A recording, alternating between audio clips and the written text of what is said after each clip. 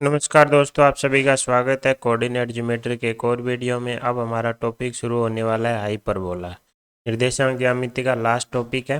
ठीक है, हमने कॉनिक सेक्शन टॉपिक उठाया था। सबसे पहले पॉइंट सरल रेखा वर्त के बाद हमने कॉनिक सेक्शन देखा था।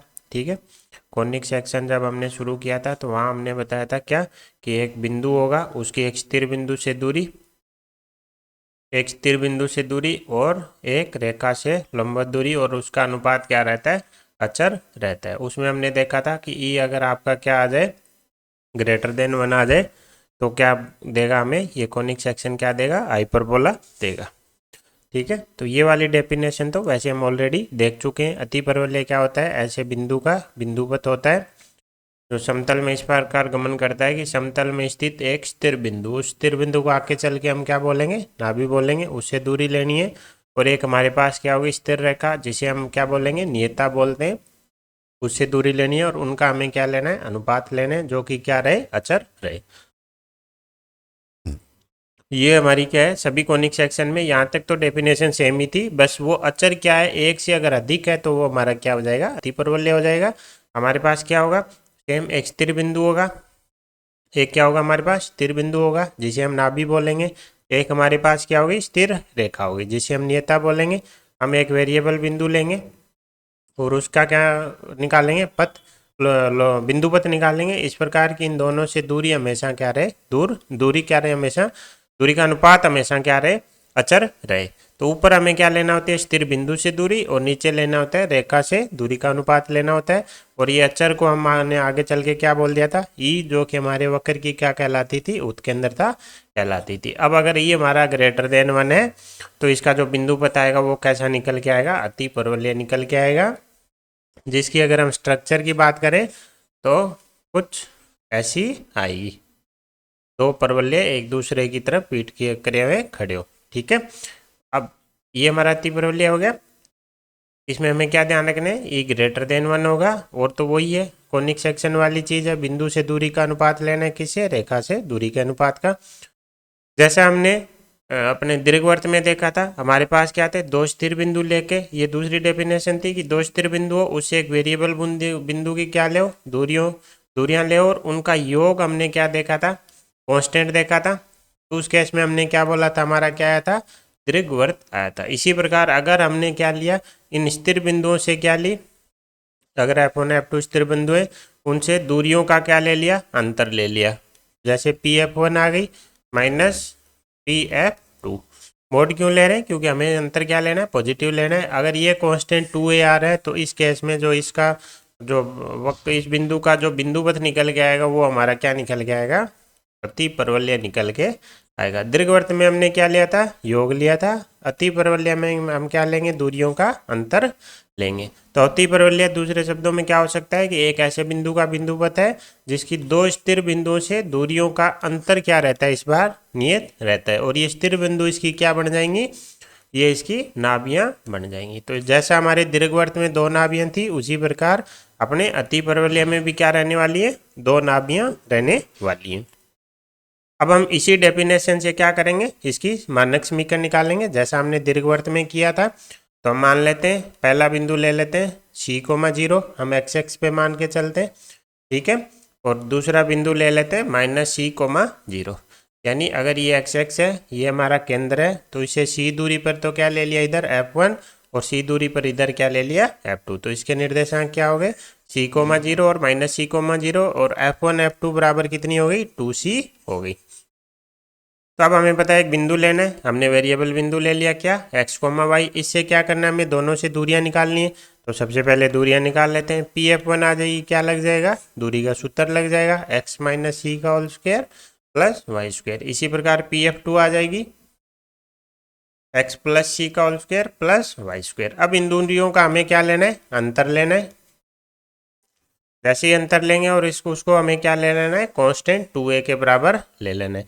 जैसे इन दूरियों का अंतर लेंगे तो हमें क्या, हमें पता है क्या मिलेगा, हमें स्क्वायर रूट मिलेगा। इसको हमें क्या करना पड़ेगा, हटाना पड़ेगा। तो हम क्या कर देंगे, इसका दोनों तरफ स्क्वायर कर देंगे।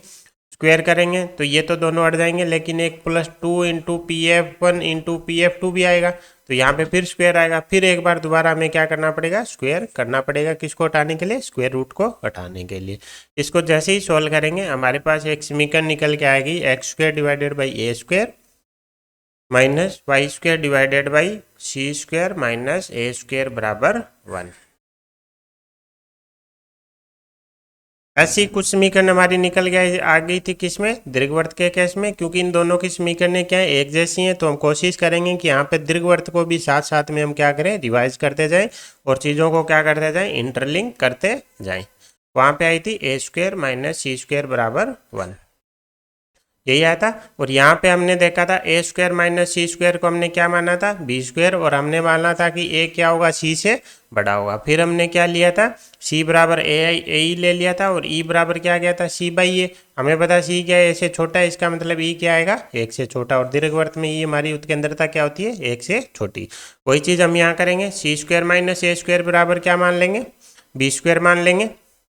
यहाँ से हमें पता चल गया ये क्वांटिटी क्या है, पॉजिटिव, तो ये क्वांटिटी भी क्या रहेगी, पॉजिटिव रहेगी।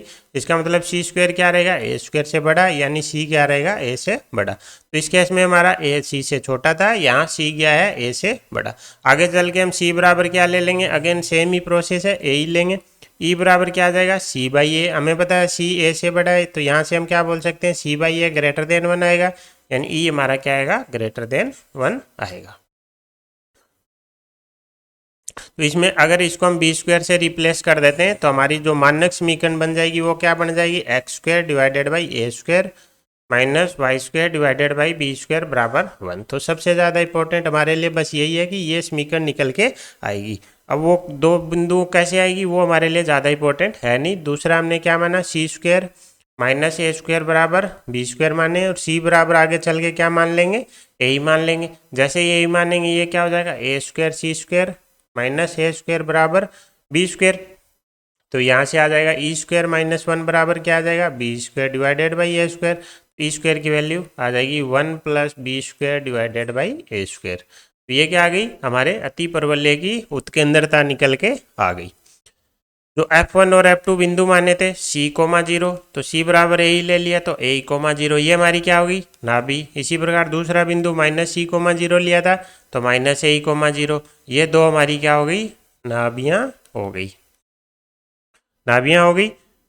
और हमारी क्या आ गई, उत्केंद्रता आ गई। तो आपको दीर्घवृत्त में याद होगा हमने क्या माना था, x बराबर a बटा ई को हमने क्या माना था, नियता माना था। वहाँ पे हमें पता था कि ई आपका क्या है, 1 से छोटा है ना, ई 1 से छोटा था। और हमने देखा था कि जो उत्केंद्र वो जो नियता थी वो क्या आई थी, शीर्ष के इधर आई थी, है ना। ये हमारा शीर्ष था कितना, a,0। तो ई अगर 1 से छोटा है तो a बाई ई क्या होगा, a से बड़ा होगा। तो हमारी जो नियता निकल के आ गई थी वो यहाँ आई थी। इसमें भी क्या होगी, हमारी नियता x बराबर a बाई ई रहेगी, लेकिन हमारा इस बार क्या है, ई 1 से बड़ा है, इसका मतलब a बाई ई होगा वो क्या होगा, a से छोटा होगा।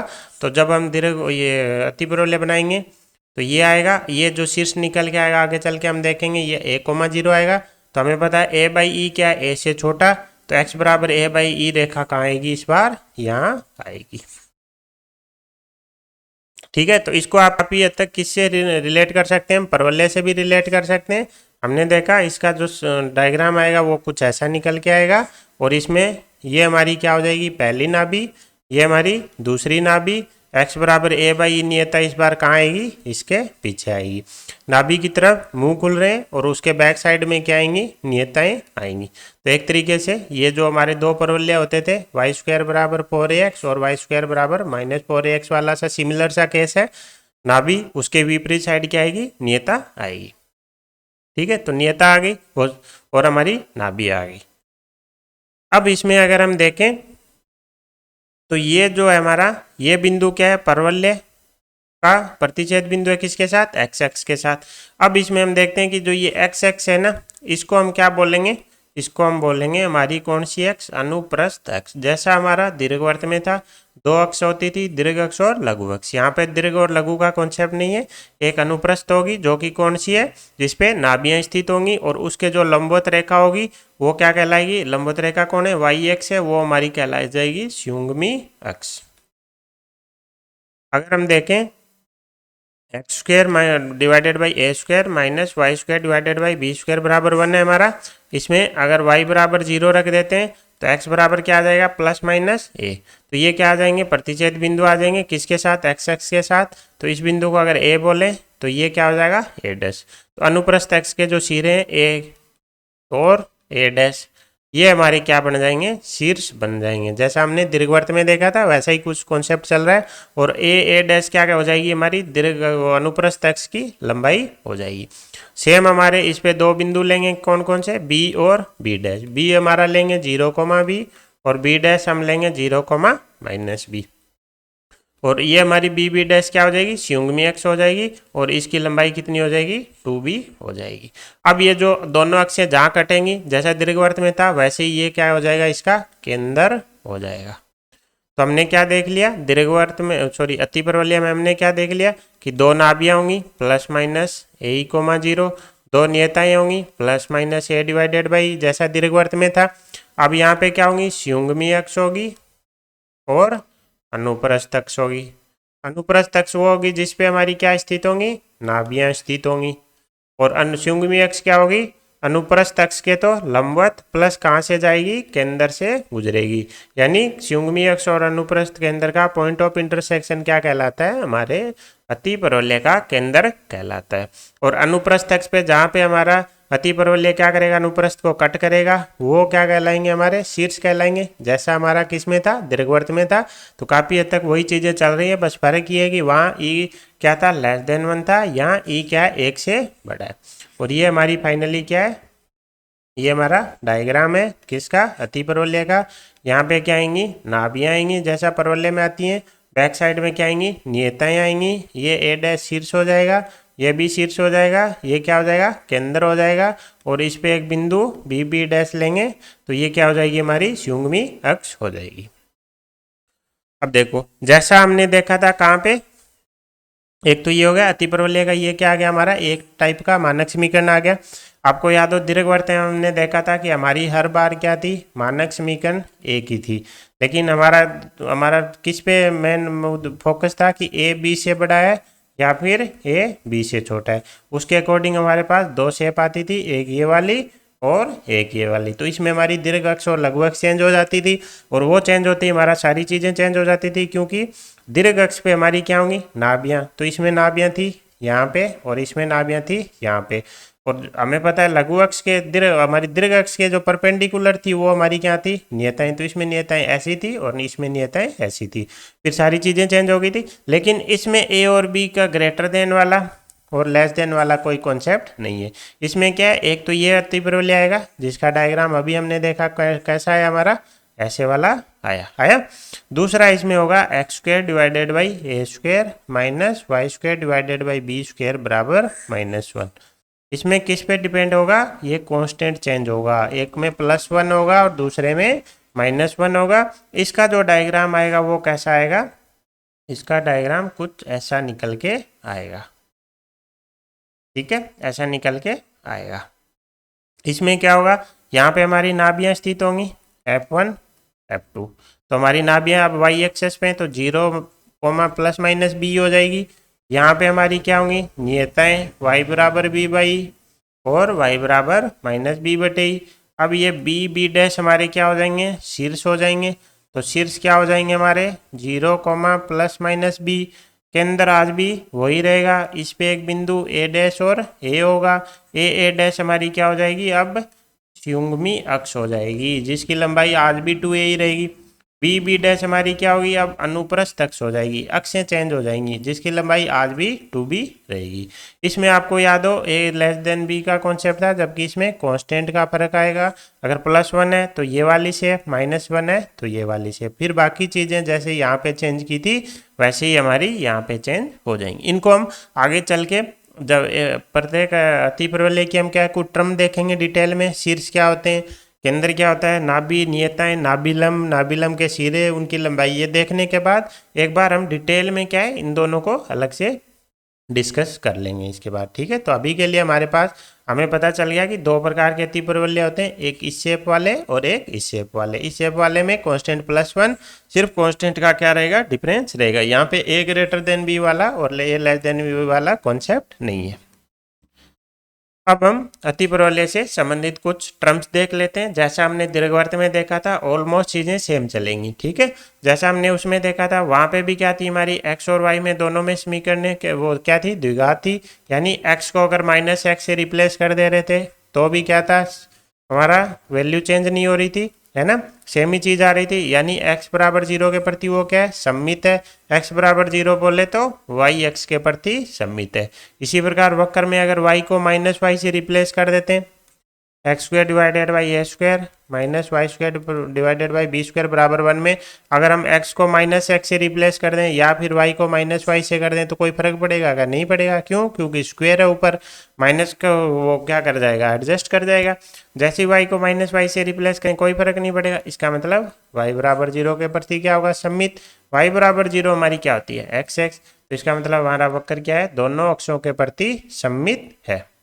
दोनों अक्षों के सममित मतलब हो गया कि x के जैसा ऊपर है वैसा ही नीचे है, जैसा ऊपर है वैसा ही नीचे है ना। x के ऊपर कैसा है, ऐसा, और वो x के नीचे कैसा है, ऐसा। तो दोनों सेम ही है, एक दूसरे के मिरर इमेज है। इसी प्रकार y x के प्रति भी क्या है, सममित है, जैसा इधर है वैसा ही इधर है। फिर क्या है, नाभियां। नाभियां हमने देख लिया। अभी देखो ये जो टर्म देख रहे हैं, हम देख रहे हैं किसके लिए, x² divided by a² y² divided by b² बराबर 1 के लिए, जो हमारा स्टैंडर्ड अतिपरवलय है, फर्स्ट वाला जो ये वाली शेप है, इसके लिए देख रहे हैं। फिर हम उन्हीं से रिलेट करके किसके लिए देख लेंगे, इसके लिए हम अलग से देख लेंगे डिटेल में। ठीक है, तो हम देख रहे हैं इसके लिए। तो इसमें हमने देख लिया था, दो नाभियां आई थी हमारी, एक थी a,0 और दूसरी थी -a,0। नाभियों के बीच की अगर दूरी निकालनी हो तो क्या हो जाएगी, 2a ही हो जाएगी। फिर दूसरा याद रखना है, जो मुंह ओपन हो रहे हैं अतिपरवलय के, वो किधर हो रहे हैं, हमारे नाभियों की साइड हो रहे हैं, जैसा हमारा परवलय में था, है ना, वैसा ही यहाँ पे है। नाभियां क्या है, नाभियां वही दो स्थिर बिंदु है जिससे हम क्या करते हैं, एक अचर बिंदु की दूरियां निकालते हैं। इसके बाद हमारी आई थी नियताएं। तो दो नियताएं होती हैं, x बराबर a/e और x बराबर -a/e। दोनों के बीच की दूरी चाहिए तो क्या आ जाएगी, 2a/e आ जाएगी। ये भी हमने देखा था कि जैसे ये अगर हमारा क्या है, अतिपरवलय का एक पार्ट है, तो ये बिंदु हमारा आया था a,0। अब हमें देखना था कि a/e है, ये इधर आएगा या इधर आएगा। तो हमें पता था कि e क्या है, दीर्घवृत्त के केस में हमारा अतिपरवलय केस में क्या है, 1 से बड़ा है। अगर 1 से बड़ा है यानी किसी भी संख्या में 1 से बड़ी संख्या का अगर भाग लगाएंगे तो वो क्या है, खुद से छोटी हो जाएगी, यानी a/e क्या हो जाएगा, 1 से छोटा हो जाएगा। अगर ऐसे समझ में नहीं आ रहा हो तो यहाँ से देखो, इसको क्या लिख सकते हैं कि 1 से क्या होगा, छोटा होगा 1/e। दोनों तरफ क्या करते हैं, a से मल्टीप्लाई कर देते हैं, यानी a/e क्या होगा, 1 से a से छोटा होगा। अगर ये दूरी कितनी है हमारी, a, तो a/e हमें पता है इससे कम ही होगी, तो कहीं इधर ही आ जाएगी। तो ये वाली नियता आएगी, ना कि ये वाली। जैसा हमने दीर्घवृत्त में भी देखा था ऐसे ही, e वहाँ पे क्या था, 1 से छोटा, तो a/e क्या हो गया था हमारा, a से बड़ा हो गया था, तो वो क्या था, शीर्ष के आगे चली गई थी। ठीक है, तो ऐसी चीज़ें आप लिंक करके याद रखोगे तो आसानी से याद रह जाएंगी। अक्ष हमारे पास दो अक्ष होती हैं, एक अनुप्रस्थ अक्ष और एक संयुग्मी अक्ष। अनुप्रस्थ की लंबाई हमने देखा क्या होगी, 2a, संयुग्मी अक्ष की लंबाई आई 2b। इसके अलावा अनुप्रस्थ अक्ष पे हमारी क्या स्थित होंगी, नाभियां स्थित होंगी। अनुप्रस्थ अक्ष पे हमारी क्या होंगी, शीर्ष स्थित होंगे। जो हमारी नियता होगी वो क्या होगी, अनुप्रस्थ अक्ष के परपेंडिकुलर होगी। ठीक है, तो ये छोटी छोटी चीजें। उसके अलावा केंद्र, अगर हमारे पास दो अपनी आ गई अक्ष, कौन कौन सी, अनुप्रस्थ अक्ष और संयुग्मी अक्ष, तो उनका जो प्रतिच्छेद बिंदु होता है वो अतिपरवलय का क्या कहलाता है, केंद्र कहलाता है। और ये क्या बोल रहा है, सी से गुजरने वाली सभी ज्वाएं सी पर क्या होती हैं, समद्विभाजित होती हैं, जैसा दीर्घवृत्त में था। फिर हमने देखा था शीर्ष। शीर्ष क्या होते हैं हमारे, शीर्ष हमेशा किस पे स्थित होंगे, अनुप्रस्थ अक्ष पे स्थित होंगे। अनुप्रस्थ अक्ष को जहां पे हमारे अतिपरवलय क्या करेगा, प्रतिच्छेद करेगा, वो हमारे क्या कहलाएंगे, शीर्ष कहलाएंगे। तो अनुप्रस्थ अक्ष के जो सिरे हैं a डैश, वो हमारे क्या कहलाएंगे, शीर्ष कहलाएंगे। ये क्या बोल रहा है, ए तथा ए डैश जहाँ वक्र नाभियों को मिलाने वाली रेखा पर मिलता है, ठीक है, अतिपरवलय के क्या कहलाते हैं, शीर्ष कहलाते हैं। नाभियों को मिलाने वाली रेखा बोल रहा है तो ये क्या हो जाएगी, अनुप्रस्थ अक्ष हो जाएगी। और इसको जहाँ पे क्या करेगा, वक्र इसको काटेगा या फिर रेखा पर मिलता है तो वो क्या हो जाएंगे, अतिपरवलय के शीर्ष हो जाएंगे। जैसा वहां पे था हमारे शीर्ष क्या होते थे, दीर्घ अक्ष पे स्थित होते थे, उसी प्रकार यहाँ पे दीर्घ अक्ष की जगह किसने ले लिए, अनुप्रस्थ अक्ष ने ले लिए। ठीक है, अब नाभीय जीवा की वही है, अतिपरवलय की वह जीवा जो क्या गुजरे, नाभि से गुजरे। और नाभि जीवा, नाभि जीवा हमें पता है कोई भी दो बिंदुओं को मिलाने वाली रेखा हो जाएगी। ठीक है, नाभीय दूरी, किसी भी बिंदु की नाभि से दूरी क्या कहलाती है, नाभीय दूरी कहलाती है। तो ये हम निकाल सकते हैं, जैसा हमने किस में निकाला था, दीर्घवृत्त में, वैसे ही हम यहाँ पे नाभीय दूरी निकाल सकते हैं। कैसे निकालेंगे,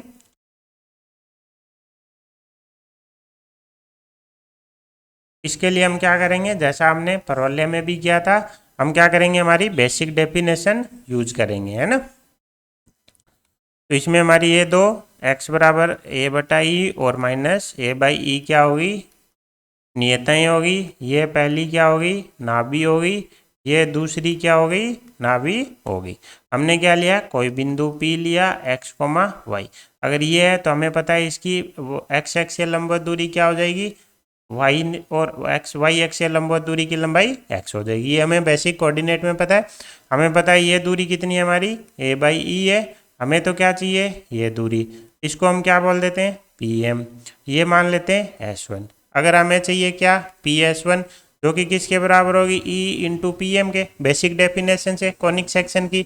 PM हमें पता है क्या हो जाएगी, PM बोले तो ये दूरी, PM बोले तो ये दूरी। ये टोटल दूरी कितनी है, x। इसमें से अगर ये माइनस कर दें तो क्या बच जाएगी, ये बच जाएगी। तो x minus A divided by E, तो ये हो जाएगा EX माइनस ए। इसी प्रकार हम क्या निकाल सकते हैं, PS2 निकाल सकते हैं। PS2 के लिए हमें क्या करना पड़ेगा, इस नियता से दूरी निकालनी पड़ेगी इसकी, इस बिंदु की। तो ये दूरी क्या हो जाएगी, ये दूरी x plus A by E. तो PS2 क्या हो जाएगी, E into PM, M dash ले लेते हैं इसको, M डैश क्या हो जाएगी, x plus A by E. इस ये हो जाएगा हमारा EX प्लस ए। अब हमें पता है ये होगी नाभीय दूरियां, और हमने जैसा देखा था PS1 माइनस PS2 का अगर मापांक लेंगे तो क्या निकल के आएगा, 2a निकल के आ जाएगा। ठीक है, अब है नाभिलंब, तो नाभिलंब वही है, नाभि से गुजरेगा। ठीक है, नाभिलंब क्या होगा, नाभि से गुजरने वाली जीवा, और जो कि अनुप्रस्थ अक्ष के क्या हो, लंबवत हो। जैसा हमारी दीर्घवृत्त में था, दीर्घवृत्त में क्या था, नाभि से गुजरने वाली और दीर्घ अक्ष के लंबवत रेखा जीवा क्या कहलाता है, नाभिलंब कहलाता है। तो वही चीज आज है, जैसे अगर ये हमारा क्या है, अतिपरवलय, ये पहली नाभि, तो इससे गुजरने वाली रेखा अनुप्रस्थ अक्ष हमें पता है अब हमारी कौन है, x। इसके लंबवत जो होगी ये हमारा क्या हो जाएगा, नाभिलंब हो जाएगा। इसी प्रकार एक नाभिलंब इधर आ जाएगा। ठीक है, तो जैसे अगर इसको L डैश बोल देते हैं तो ये M डैश हो जाएगा। ये मान लेते हैं नाभि S1 है, ये नाभि S2 है। अगर हमें इसके चाहिए निर्देशांक तो हम आसानी से निकाल सकते हैं। जैसे S1 के लिए निकालें तो S1 हमें पता है क्या है, a, 0। हमें पता है अनुप्रस्थ अक्ष के क्या है, नाभिलंब लंबवत है। तो L और L डैश के जो x कोऑर्डिनेट हैं वो तो क्या रहने वाले हैं, a ही रहने वाले हैं। अब हमें इनके क्या चाहिए, y निर्देशांक, तो हम मान लेते हैं L a, h है। अब हमें पता है ये किस पे स्थित है, अपने अतिपरवलय पे। तो वही प्रोसीजर वही है जैसा हमने पिछले वक्र में देखा था। जैसे इसे इसको संतुष्ट कराएंगे, ये E² minus y² divided by b² बराबर 1। यहाँ से हम देखें तो y² बराबर b² इंटू E² माइनस 1 आ जाएगा, या फिर इससे रख दिया तो y की जगह अब क्या आ जाएगा, हमारा h आ जाएगा, क्योंकि हमने L बिंदु रख दिया। अब हमने देखा था E² बराबर हमारा क्या निकल के आया था, E² बराबर हमारा था 1 plus b² divided by a²। तो हम E² माइनस 1 की जगह क्या रख सकते हैं, b² डिवाइडेड बाई a²। तो ये होगा b की पावर 4 डिवाइडेड बाई a²। तो h की वैल्यू आ गई plus minus b² divided by a। तो हमारा क्या हो जाएगा, एक तो आ जाएगा a into b² divided by a, L dash आ जाएगा A comma minus B square divided by A comma B square divided by A comma minus B square divided by A. इसी प्रकार एम और एम डैश आ जाएंगे। यहाँ पे वो x निर्देशांक क्या हो जाएगा माइनस ए आई, बाकी तो क्या होगा वाई निर्देशांक वही निकल के आएगा, क्योंकि उसको पुट करेंगे तो इसका स्क्वायर करना है, तो ए का स्क्वायर करो चाहे माइनस ए का, एम डैश भी क्या आ जाएगा minus A minus B square divided by A. तो अगर एक साथ हम देखें तो हमारे निर्देशांक हो जाएंगे नाभिलंब के plus minus A plus minus B square divided by ए।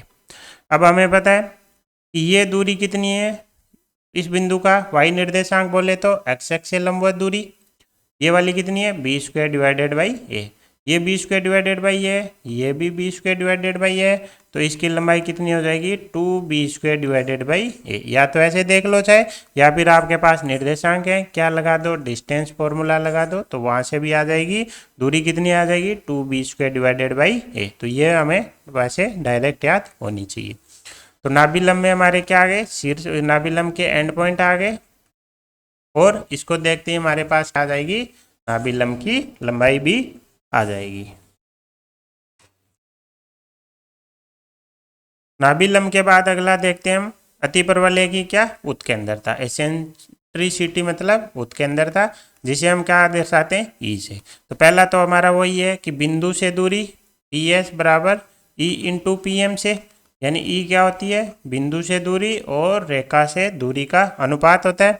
इसके अलावा हमने क्या देखा था बी स्क्वायर क्या था हमारा सी स्क्वायर माइनस ए स्क्वायर बराबर बी स्क्वायर माना था हमने, फिर सी बराबर हमने क्या माना था ए, तो वहाँ से हमारे पास आया था ए square into E square minus 1 बराबर बी स्क्वायर, यहाँ से आ गया था ई स्क्वायर बराबर 1 plus B square divided by A square, तो ये आ गया ई स्क्वायर बराबर 1 plus 2b divided by 2a का होल स्क्वायर भी लिख सकते हैं इसको। तो 2b हमारी क्या थी 2b हमारी थी किस कौन से अक्ष की लंबाई संयुग्मी अक्ष की लंबाई, और 2a हमारी क्या थी अनुप्रस्थ अक्ष की लंबाई। तो जैसा हमने दीर्घवृत्त में याद रखा था कि 1 माइनस क्या करना था लघु अक्ष की लंबाई डिवाइडेड बाई दीर्घ अक्ष करना था और उसका स्क्वायर करना था, वैसे ही हम यहाँ पे भी हमारा स्टैंडर्ड फॉर्मूला याद रखेंगे, चाहे ये वाला परवलय आ जाए चाहे ये वाला आ जाए। हमें याद रखना है 1 प्लस ऊपर कौन सी आएगी संयुग्मी अक्ष की लंबाई, नीचे क्या आएगी अनुप्रस्थ अक्ष की लंबाई, और इसका क्या लेना है होल स्क्वायर लेना है। संयुग्मी अपॉन अनुप्रस्थ हमें याद होनी चाहिए, चाहे आपका कौन सा ही परवलय हो, चाहे x square divided by A square बराबर 1 हो चाहे -1 हो, कोई फर्क नहीं पड़ेगा, ये वाला फॉर्मूला हमें याद होना चाहिए। अगर आप दीर्घवृत्त से देखो तो दीर्घवृत्त में ई स्क्वायर बराबर क्या था 1 minus B square divided by A square. हम अगर देखें तो दीर्घवृत्त की समीकरण और इसमें क्या डिफरेंस है कि बी स्क्वायर को माइनस बी स्क्वायर से रिप्लेस कर दो, तो वही हमारी दीर्घवृत्त की जो समीकरण थी, इसमें अगर बी स्क्वायर को माइनस बी स्क्वायर से रिप्लेस कर दें तो हमारा क्या बनने के लिए तैयार है अतिप्रवलय बनने के लिए तैयार है। तो उसी प्रकार उसकी ई स्क्वायर बराबर आया था 1 minus B square upon A square, तो इसमें भी बी स्क्वायर को माइनस बी स्क्वायर से रिप्लेस करेंगे तो वो ही समीकरण निकल के आ जाएगी। तो ऐसे भी आप इन चीज़ों को लिंक करके याद रख सकते हो। अगर ऐसे नहीं रहे तो हमें बस ये तो याद रहना ही चाहिए कि 1 प्लस ऊपर क्या लेनी है संयुग्मी अक्ष डिवाइडेड बाई अनुप्रस्थ अक्ष। अब इसको हम किससे रिलेट करें दीर्घवृत्त से, इसको देखते हैं हम कैसे लिंक कर पाते हैं। उसमें क्या था ई स्क्वायर बराबर 1 माइनस लघु अक्ष डिवाइडेड बाई दीर्घ अक्ष का होल स्क्वायर ये था। अब देखो प्लस माइनस तो हमें किससे याद रहेगा कि दीर्घ एलिप्स में क्या होता है ई ग्रेटर देन 1, सॉरी अतिप्रवलय में ई ग्रेटर देन 1 और दीर्घवृत्त में ई लेस देन 1 होता है।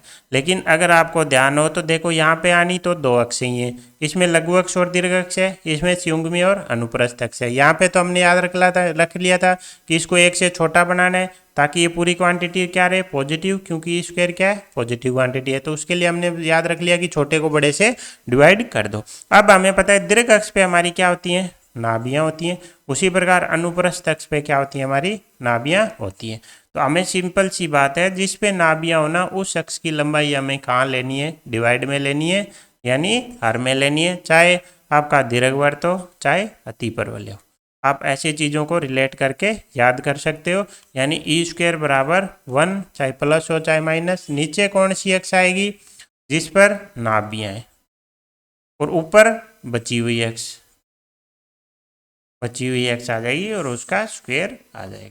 हमें पता है दीर्घवृत्त के केस में हमारी कहाँ पे होती है नाभियाँ? दीर्घ अक्ष में होती हैं, और हमारे अतिपरवलय में किस पे होती हैं? हमारी अनुप्रस्थ अक्ष पे होती हैं। तो दीर्घवृत्त के केस में तो नीचे दीर्घ अक्ष आएगी, और अतिपरवलय के केस में नीचे अनुप्रस्थ अक्ष की लंबाई आ जाएगी। दूसरी चीज यहाँ पे अगर हम देखें तो X square divided by A square minus Y square divided by B square बराबर 1। इसका अभी हमने देखा ये क्या था? हमारा डायग्राम था, जिसमें हमारी ये क्या थी? अनुप्रस्थ अक्ष यानी एक्स एक्स, जिसका समीकरण क्या है? y बराबर 0। ये हमारी क्या बनी थी? x बराबर 0 हमारी क्या बनी थी? संयुग्मी अक्ष बनी थी। और भी y बराबर 0 हमारी क्या बनी थी? अनुप्रस्थ अक्ष बनी थी। जैसा हमने दीर्घवृत्त में देखा था वैसी चीजें हम यहाँ पे रिलेट करने की कोशिश करते हैं। ठीक है, इस परवलय के केस में पता है ये हमें क्या देगी? ये लंबाई देगी, किसकी? संयुग्मी अक्ष की लंबाई देगा, सॉरी अनुप्रस्थ अक्ष की लंबाई आएगी इससे, क्योंकि अनुप्रस्थ अक्ष की लंबाई क्या होती है? 2a होती है। तो a स्क्वायर से हमारी क्या आएगी? अनुप्रस्थ अक्ष की लंबाई। b स्क्वायर से हमारी क्या आएगी? संयुग्मी अक्ष की लंबाई। जैसा दीर्घवृत्त में था, ऊपर वाली चीजें हमें क्या देंगी? समीकरण देंगी, किसकी? अक्षों की। तो x बराबर 0 किसकी देगा हमें समीकरण? नीचे अनुप्रस्थ, तो ऊपर किसकी समीकरण देगा? संयुग्मी अक्ष की। नीचे संयुग्मी तो ऊपर किसकी वो समीकरण मिलेगी? अनुप्रस्थ अक्ष की। जैसा हमने किस में देखा था? हमने दीर्घवृत्त में देखा था। हमने देखा था कि अगर a ग्रेटर देन b है तो ये हमारी क्या बन गई? दीर्घ अक्ष बन जाएगी, और ये हमारी लघु अक्ष बन जाएगी। लेकिन ऊपर क्या होता है? उल्टा होता है। इसको 0 करने से y बराबर 0 आएगी, वो क्या आएगी? अब लघु अक्ष की लंबाई ना के किसकी, वो समीकरण किसकी आएगी? दीर्घ अक्ष की। उसी प्रकार इसको 0 करेंगे तो x बराबर 0, नीचे दीर्घ अक्ष की लंबाई है तो किसकी समीकरण देगा? ये लघु अक्ष की समीकरण देगा। तो यहाँ पे भी वैसा ही है। नीचे अगर ए स्क्वायर से क्या आ रही है? अनुप्रस्थ अक्ष की लंबाई, तो इसको 0 करने से क्या आएगी? हमारी संयुग्मी अक्ष की समीकरण आएगी। बी स्क्वायर से अगर हमारी क्या आ रही है? संयुग्मी अक्ष की लंबाई आ रही है, तो वाई स्क्वायर से किसकी समीकरण आएगी? अनुप्रस्थ अक्ष की समीकरण आएगी। अब कौन सा क्या है वो हमें किससे पता चलेगा? डायग्राम से। लेकिन हम हर बार क्या फिक्स रखेंगे कि ये दूरी 2a लेंगे, ये दूरी 2b लेंगे। अगर ये वाला परवलय है तो 2a हमारी क्या बन जाएगी? अनुप्रस्थ अक्ष, ये बन जाएगी संयुग्मी अक्ष। अगर ये वाला परवलय हुआ तो उल्टा हो जाएगा, ये हमारी क्या बन जाएगी? अनुप्रस्थ अक्ष, ये हमारी संयुग्मी अक्ष। ठीक है, जैसा हमने दीर्घवृत्त में किया था, हमने हर बार क्या है? ये 2a ही रखी थी दूरी, और ये 2b रखी थी। वैसे ये दूरी तो हम फिक्स ही रखेंगे, बस वो उसकी नाभियाँ किस पे आ रही हैं उस हिसाब से इनमें से एक अनुप्रस्थ अक्ष बन जाएगी, बची हुई क्या बन जाएगी? संयुग्मी अक्ष बन जाएगी। जैसे इस केस में हमें पता चल गया कि नाभियाँ इस पे हैं, और ये कितनी है? 2a, यानी ए स्क्वायर किसको देगा? अनुप्रस्थ अक्ष को। इसी प्रकार अगर हमारा होता कौन सा? दूसरा केस, तो उसमें क्या होता?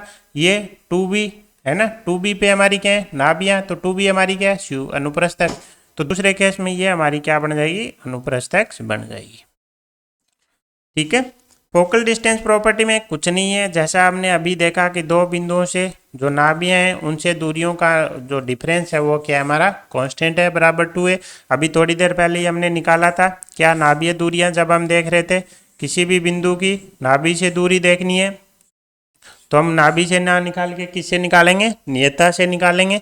जैसे ये बिंदु P है x, y, तो इसकी x x से लंबवत दूरी हो गई y, और y x से लंबवत दूरी क्या हो गई? x। ये दूरी हमें पता है कितनी? a/a। हमें तो क्या दूरी चाहिए थी? ये वाली, जो कि इसके बराबर हो जाएगी PS1 बराबर e इंटू ये दूरी हो जाएगी। ये दूरी कितनी है? x में से a/e माइनस कर दो। इसी प्रकार PS2 दूरी चाहिए, तो वो क्या हो जाएगी? ई इंटू नियता, दूसरी नियता से दूरी, दूसरी नियता से ये दूरी पूरी हो जाएगी। वाई एक्स से लेके यहाँ तक की दूरी तो हमारी कितनी है? एक्स है। ये दूरी कितनी है? a/e। तो टोटल दूरी हो जाएगी x प्लस a/e। तो PS2 माइनस PS1 बराबर क्या आ जाएगा? अपना आ जाएगा 2a आ जाएगा। वही है जैसा दीर्घवृत्त में था, दो बिंदुओं से दीर्घवृत्त पर स्थित किसी भी बिंदु की दोनों नाभियों से दूरियों का योग क्या रहता है? 2a रहता है। उसी प्रकार यहाँ पे भी अतिपरवलय पर स्थित किसी भी बिंदु की दोनों नाभियों से दूरियों का अंतर क्या रहता है? कांस्टेंट रहता है। यही इसकी बेसिक डेफिनेशन है, वही इसकी फोकल डिस्टेंस प्रॉपर्टी बन जाएगी। अब अगर हम देखें जनरल इक्वेशन तो हमने देख लिया कि हमारे पास दो प्रकार के परवलय हैं, अति परवलय x square divided by A square, एक तो ये वाला और एक ये वाला। ये हमारी क्या है, दो प्रकार के अति परवलय, उनकी जनरल इक्वेशन है। इस केस में हमारी शेप क्या आएगी, बस शेप याद रखना आप, ये आएगी। और इस केस में हमारी शेप क्या आएगी, ये आएगी। इसके बाद इनकी डिटेल में हम इनकी जो जानकारियां निकालेंगे, नाभि नियताएं, वो हम इसके बाद देखेंगे, ठीक है। तो अभी के लिए बस जनरल इक्वेशन हमारी ये होंगी और ये दो क्या आएंगी हमारे पास, से पॉसिबल है।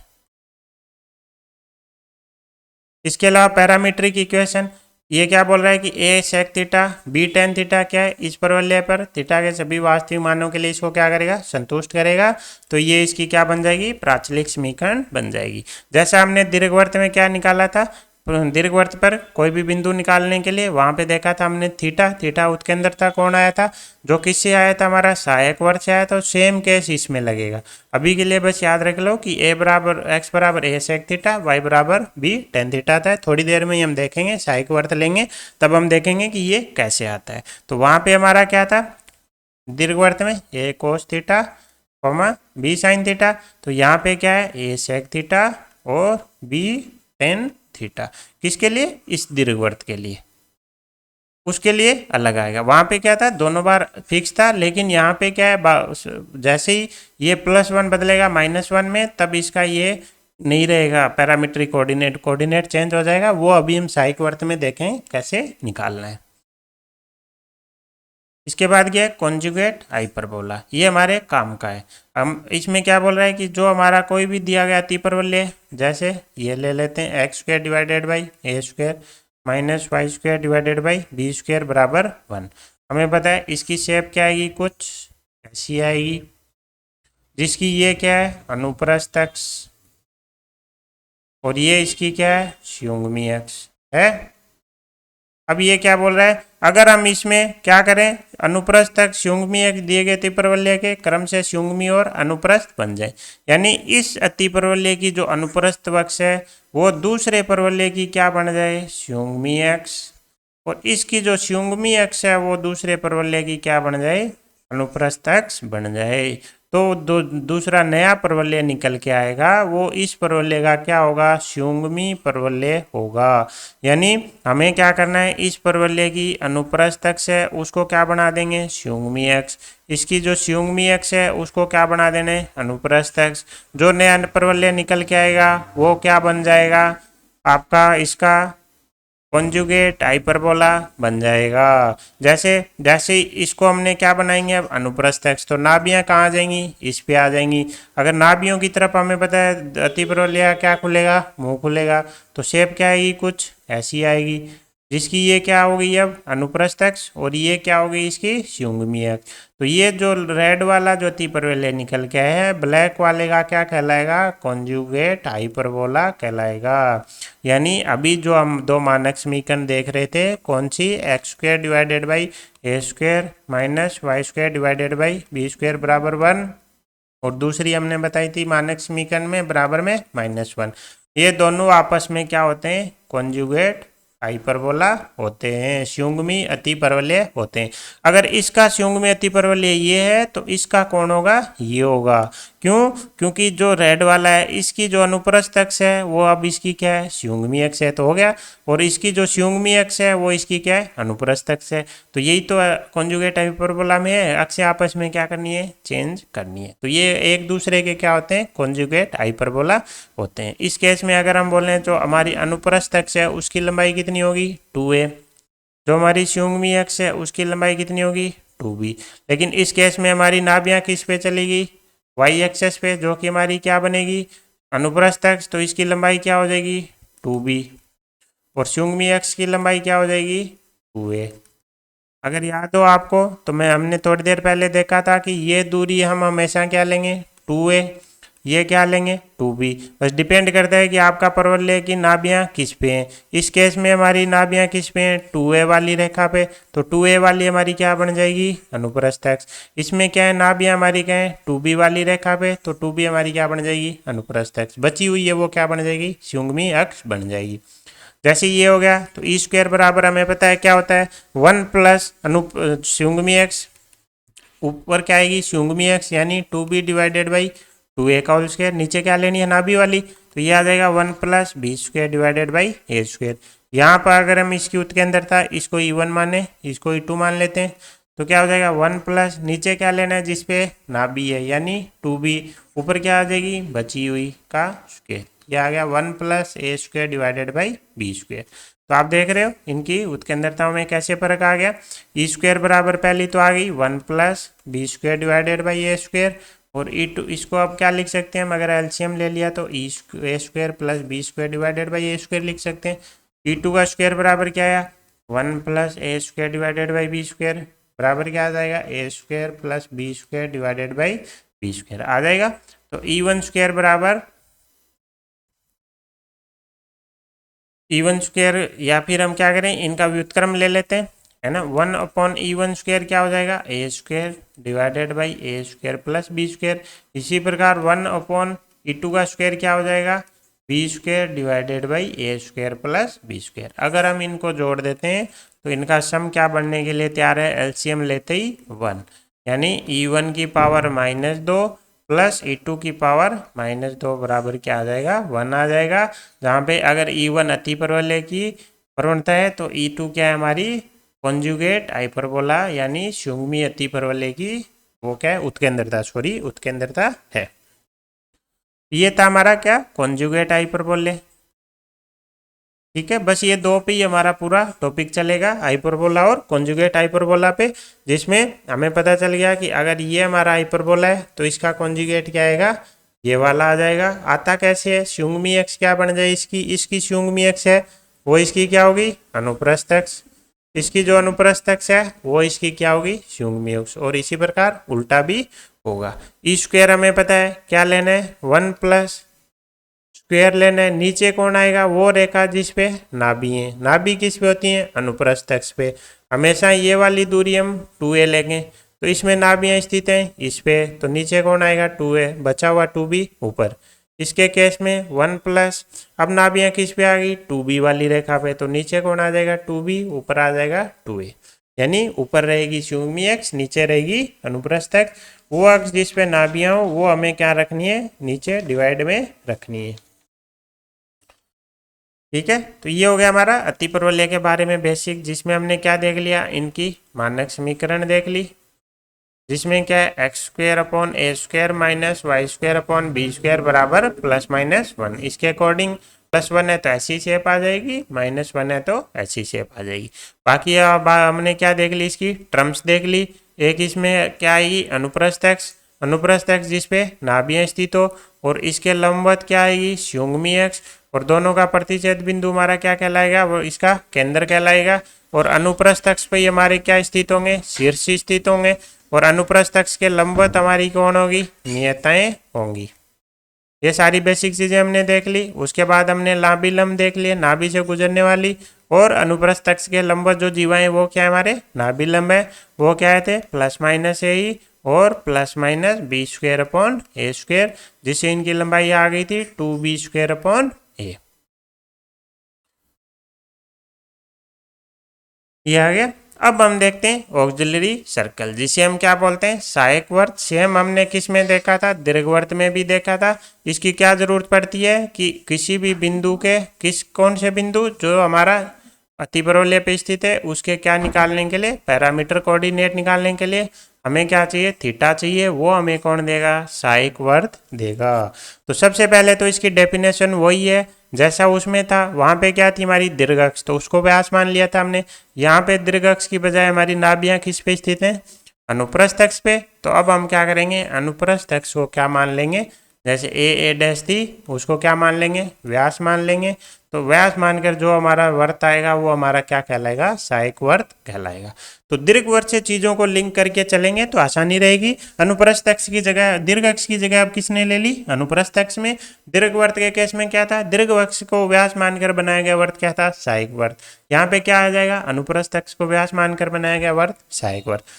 आज भी समीकरण वही आएगी। क्यों? क्योंकि अनुप्रस्थ अक्ष के अगर शीर्ष वो श्री अनुप्रस्थ अक्ष ए डैश के, तो ए के शीर्ष निर्देशांक है 1,0 और इसके -1,0। सेम किस में थे? दीर्घवृत्त में।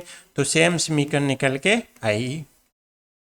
तो यहाँ से हम देखें तो इसकी त्रिज्या क्या हो जाएगी ए, और इसका केंद्र क्या हो जाएगा सहायक वर्त का 0,0, जो कि हमारे अतिपरवलय का भी केंद्र है। सेम हमारा किसके केस में था?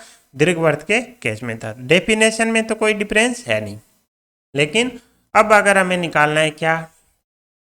पैरामीट्रिक कोऑर्डिनेट, तो उसके केस में इसकी क्या है? पूरी सिचुएशन, पूरा प्रोसेस बदल जाएगा। देखते हैं कैसे। जैसे इसको बनाया तो हमें पता है यहाँ पे इसको टच करेगा, ये इसको टच करेगा, ये हमारा सहायक वर्त हो गया, ये हमारा अतिपरवलय हो गया। तो मान लेते हैं कोई बिंदु क्या है हमारा P, जिसके हमें क्या चाहिए? कोऑर्डिनेट चाहिए, पैरामीट्रिक कोऑर्डिनेट चाहिए। तो प्रोसेस क्या है? पहला स्टेप है कि उससे अनुप्रस्थ अक्ष पे क्या डालो? लंब डालो। लंब डाल दिया तो हमें क्या मिलेगा? एक लंब का पाद मिलेगा, फुट मिलेगा।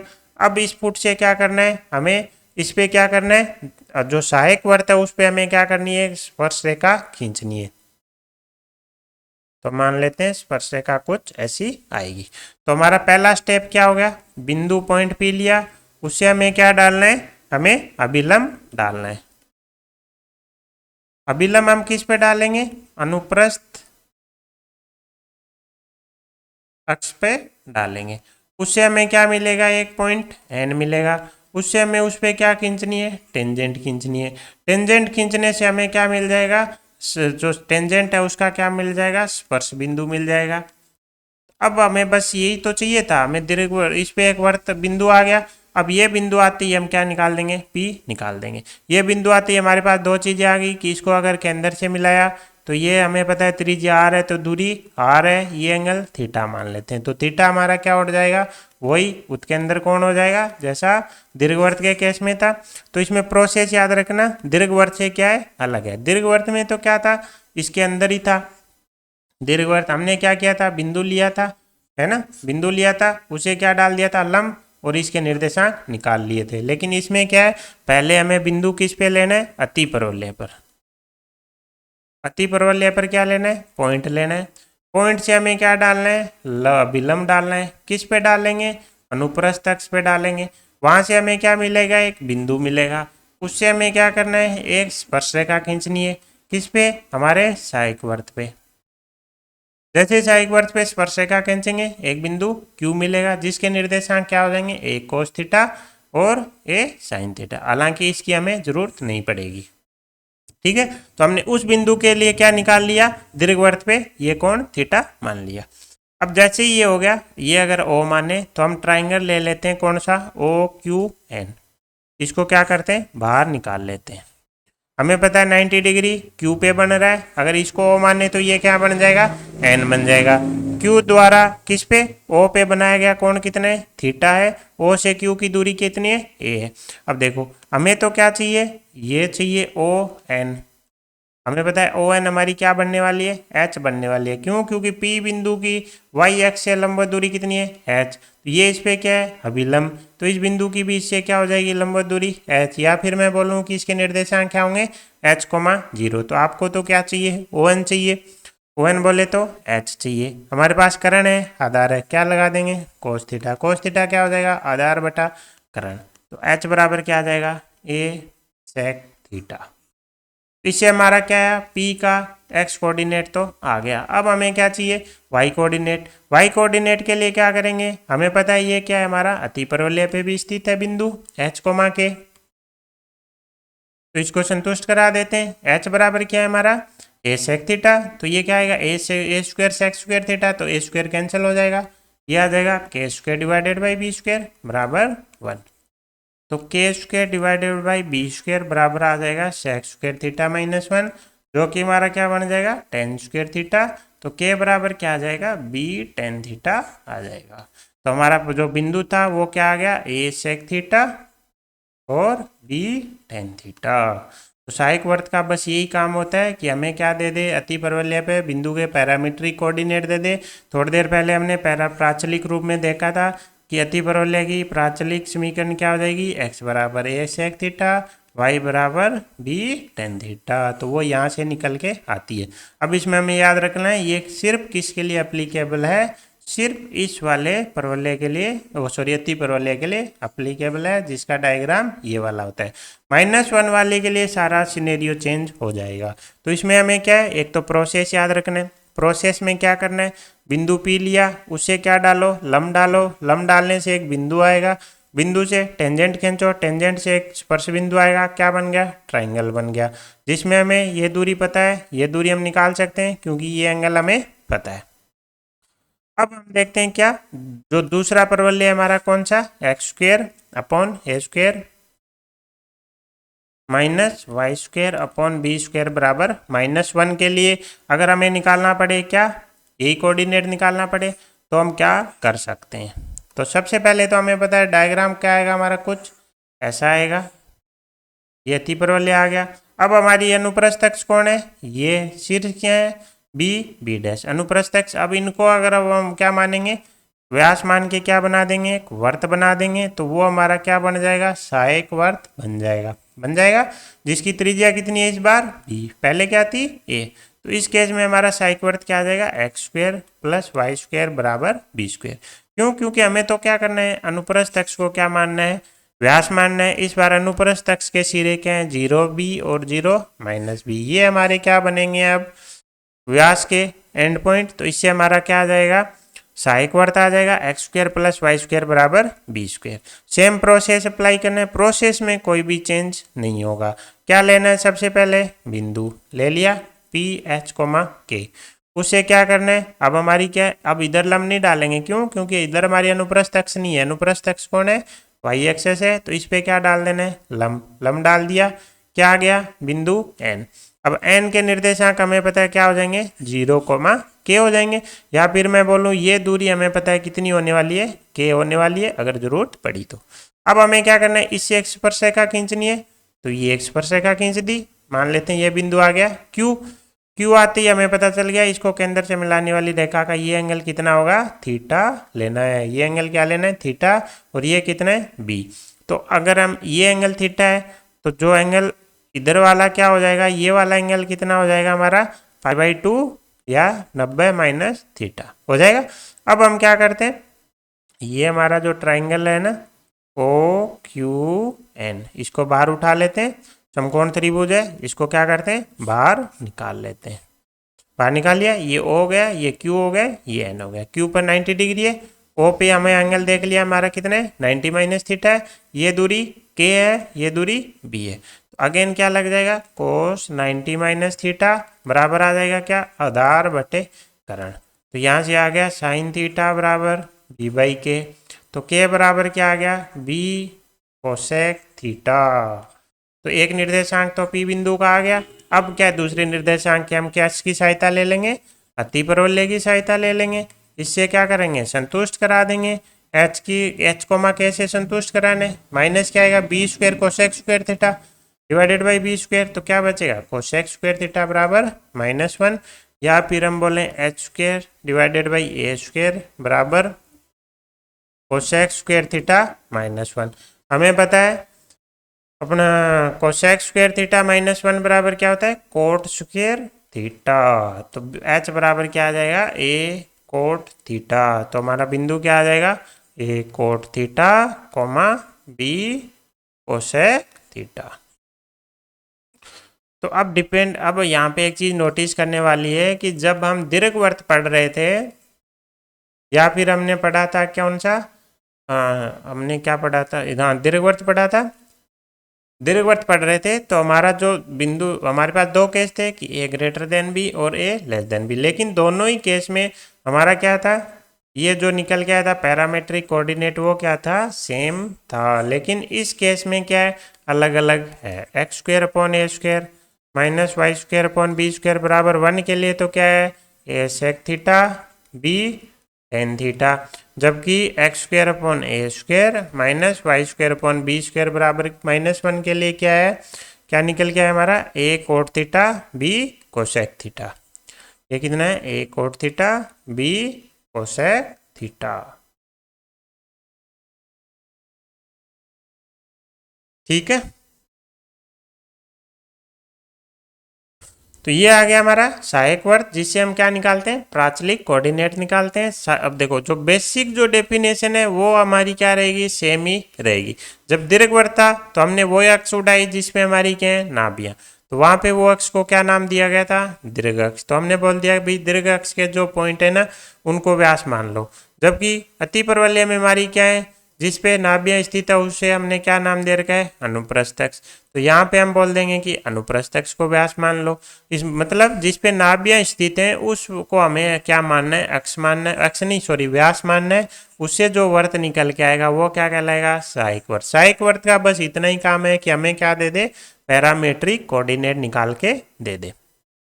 तो ये था हमारा आज का वीडियो, जिसमें हमने क्या देख लिया कि दो प्रकार के अति परवलय होते हैं, बाकी तो सेम होता है, एक बार +1 और एक बार -1। +1 की डायग्राम कुछ ऐसा आएगा और -1 वाले का कुछ ऐसा आएगा। बेसिक टर्म्स हमने देख ली, जिसमें कुछ ज़्यादा डिफरेंस है नहीं, बस E² का फॉर्मूला हमने क्या देखा, 1+ का स्क्वायर। अब नीचे कौन सी आएगी, वो अक्ष आएगी जिसपे हमारी क्या है, नाभियां। तो अनुप्रस्थ अक्ष नीचे आ जाएगी, संयुग्मी अक्ष ऊपर आ जाएगी। इसके अलावा हमने देखा कि x अक्ष पे लंबाई हम हमेशा 2a लेंगे, y अक्ष पे लंबाई हम हमेशा 2b लेंगे। अगर हमारा ये परवलय हुआ तो 2a हमारी क्या बन जाएगी, अनुप्रस्थ अक्ष। अगर हमारा परवलय ये हुआ तो हमें पता y अक्ष पे क्या आएंगी, नाभियां, तो 2b हमारी क्या बन जाएगी, अनुप्रस्थ अक्ष बन जाएगी। बची हुई क्या बन जाएगी, संयुग्मी अक्ष बन जाएगी। उसके अकॉर्डिंग ये फॉर्मूले की वैल्यू अलग अलग आ जाएगी। उसके अलावा हमने क्या देख लिया कि a sec थीटा और b tan थीटा एक पैरामीट्रिक कोऑर्डिनेट आए थे, और दूसरे हमारे क्या निकल के आ गए थे, a cot थीटा और b cosec थीटा। इसके बाद हम क्या देखेंगे, कुछ इसके बाद हम ये जो दो अति परवलय हमारे मानक वाले, इनको हम डिटेल में स्टडी करेंगे, इनकी एक एक चीज़ दोबारा रिवाइज करेंगे। हालांकि इसका हमने देख लिया टर्म्स देखते हुए, लेकिन एक बार इसका दोबारा रिवाइज करके इसके लिए भी हम सारी चीज़ें निकालेंगे। ठीक है, सारी चीज़ें, नाभि क्या होगी, नियता क्या होगी, नाभि लंब के सिरे इसके लिए क्या आएंगे, पैरामीट्रिक कोऑर्डिनेट तो हमने ऑलरेडी देख लिए, तो वो सारी चीज़ें हम इसके लिए भी देखेंगे। और दूसरा हाँ इंपॉर्टेंट चीज़ हमने क्या देखी, x² -y² b² बराबर 1 में अगर a हमें क्या दे रही है, अनुप्रस्थ अक्ष, तो ये हमें क्या देगा, संयुग्मी अक्ष की समीकरण। उसी प्रकार अगर b हमें क्या दे रही है, संयुग्मी अक्ष, तो ये हमें क्या देगी, अनुप्रस्थ अक्ष की समीकरण। अब इनमें से कौन सी संयुग्मी है कौन सी अनुप्रस्थ है, वो हमें डिपेंड करेगा कि हमारी नाभियां कहाँ स्थित है। जबकि दीर्घवृत्त में किससे डिसाइड होता था, a > b है या a b है। तो इसी के साथ आज की क्लास समाप्त करते हैं। Thank you so much. जय हिंद, जय भारत।